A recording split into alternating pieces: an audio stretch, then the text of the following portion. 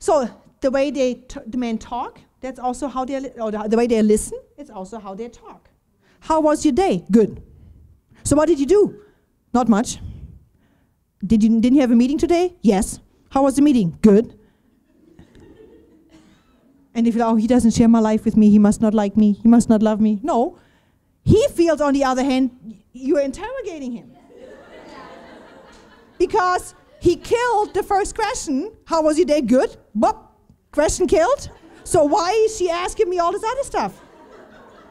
Right? So they feel like you're interrogating him. But that's not, we just want to build a connection with him. So don't get upset when how was your day gets that answer, because he thinks you want the short answer. Or you need to tell him, I would love for you to share with me, but they're not really about sharing. So don't get that out of him, yeah? Not gonna happen.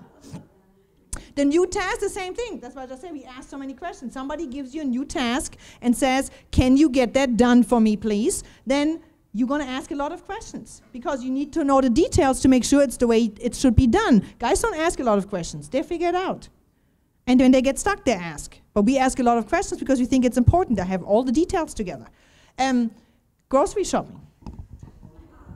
So first of all, the details are very important for us. Where stuff is very important. If you want to make us gatherers really mad, rearrange our meadow. Grocery stores. Some hotshot executive, most likely a male, decided that in that grocery store they're going to change aisle and change 3 and 4, change it. And you go in there and like, what happened? For us women, it would be great if every grocery store in the United States would have the same layout, right? That would be perfect. Don't we hate that we have to look for the stuff? Like, isn't it this, why is the cheese here when there's normally next to the milk and now it's next to the yogurt? That drives us crazy. Even stores like Target, who normally have the same layout, when they don't have the same layout, we don't go to that store. We rather drive 10 minutes further to know where we're going, yeah? So men have to understand that, don't change our meadow. Don't change where we have everything. But grocery shopping, this is how it goes. Because the details are very important to us, and we think if the details are not there, and then also the process is not followed, something terrible is going to happen. Remember, that's the nature, the instinct part. We think something terrible is going to happen if we don't have all the details. So you're cooking, and you run out of tomato paste. So you want to keep cooking, or the kids are running around, so you say, babe, can you run to the store and get me some tomato paste? He's like, yeah, okay, I go.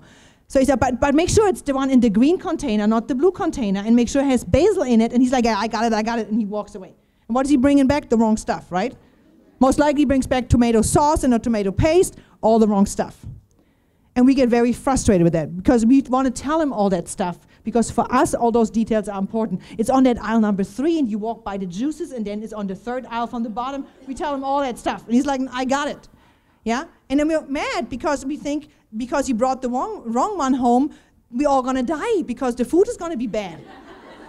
Right? It doesn't really matter, we're gonna figure, but the tension is there, right? If something is wrong, something is not the way you used to have it, the details are wrong, is awful. Something terrible is gonna happen. He folds the towels the wrong way. Something terrible is gonna happen. Yeah? The edges of the towels, they're not folded 2 ways, they're only folded once, they're not gonna fit in a closet, we're all gonna die. Yeah? Because for him that feels like, for us, he's like, what does it matter? But it matters for us, it's very important to us. And when you have those things where you feel like, why does it even actually matter? It matters. And that's why they don't help around the house, because we told him 50 times he's doing it wrong. And now we're mad 20 years later why he still doesn't fold the towels. We told him he doesn't do it right. So understand that the details are important, and that is nature. No matter how often you try not to give the details, you will give the details. You will give the details. You will give the medal report. Yeah? It's hard. Try that not to do that. It's so hard not to say the time and the place. That's the worst part. Try that. You're going to drive you crazy. It's like this tension. The invisible duct tape doesn't work. So when we feel a need to correct too, something is wrong. Oh, do we have a need to correct? Because again, something terrible is going to happen. So they use the word the wrong way. They do something the wrong way. Oh, we need to correct. They say something wrong. It was a crow and not a raven. We have to say something, which drives them crazy. Yeah? But it's in us. We feel something is going to happen if we don't do that. So the terrible outcome. So there's a lot more, but understand that the way we are built as a cave woman or a caveman influences a lot of things the way we do them. Hormones versus pheromones. You know pheromones, the stuff that attracts, like when a dog is in heat, those pheromones. There's actually a product that's funny because you can put this on and guys are attracted to you. and they have no idea why they are attracted to you. So a lot of business women use that because you put that on before you go to the big deal, yeah, and then you're going to get the deal done because the guy likes you, because that just works. So hormones play a big influence. You have to understand what's going on with your hormones. Those chemical reactions in your body, they play a big role in how we react to others. All those things, the needs. Do you know what he really needs? What do men really need? Their needs are totally different than what we need in business and in private. In a relationship, if you don't understand what his needs are, you're never going to make him happy.